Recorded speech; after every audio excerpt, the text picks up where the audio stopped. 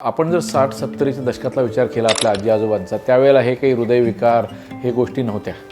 आता ह्या लवकरात लवकर यायला लागल्यात आणि 20शीत आणि 30शीत यायला लागल्यात. तर हे जे आहेत ना, ह्याचा परिणाम काय, हे आपल्या लाईफस्टाईलमध्ये जो चेंज झाला आहे त्याच्यामुळे झाले आहेत. ह्याच्यामध्ये पहिली फर्स्ट अँड फॉरमोस्ट हृदयविकार म्हणजे कॉरोनरी आर्टरी डिसीज, की ज्याला आपण ब्लॉकेजेस म्हणतो, हार्ट अटॅक होणे. दुसरा blood pressure, high blood pressure हे खूप वाढलेलं आहे.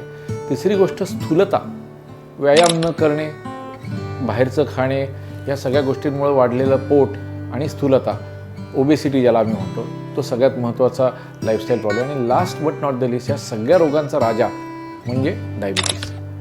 तुमच्याकडे तुमची हालचाल कमी झाली, तुमची लाईफस्टाईल बदलली, तर पहिली गोष्ट तुमच्या उंबरठ्यातून आत येतो तो म्हणजे मधुमेह. तर ह्या मधुमेहाला आपल्याला अटकाव करायचा आहे, कारण एक वेळ हार्ट अटॅक परवडला, पण मधुमेह हा रोगांचं मॅग्नेट आहे, रोगांचं लोहचुंबक आहे. तो त्यांच्याबरोबर 10-12 रोग घेऊन येतो. डोळे खराब करतो, लिव्हर खराब करतो, किडनी खराब करतो, नपुंसकत्व आणतो, हार्ट अटॅक आणतो, स्ट्रोक आणतो, जखमा बऱ्या होत नाहीत, and so on and so fourth. Sir ह्या दृष्टीने जे लाईफस्टाईल डिसीजेस म्हणजे जे जीवनशैलीतल्या बदलांमुळे झालेले रोग आहेत, त्याच्यात डायबिटीस, स्थूलता, ब्लड प्रेशर, तुमचा हार्ट अटॅक, स्ट्रोक्स हे टू सर्टन एक्सटेंट ह्या गोष्टी आपल्याला दिसतात.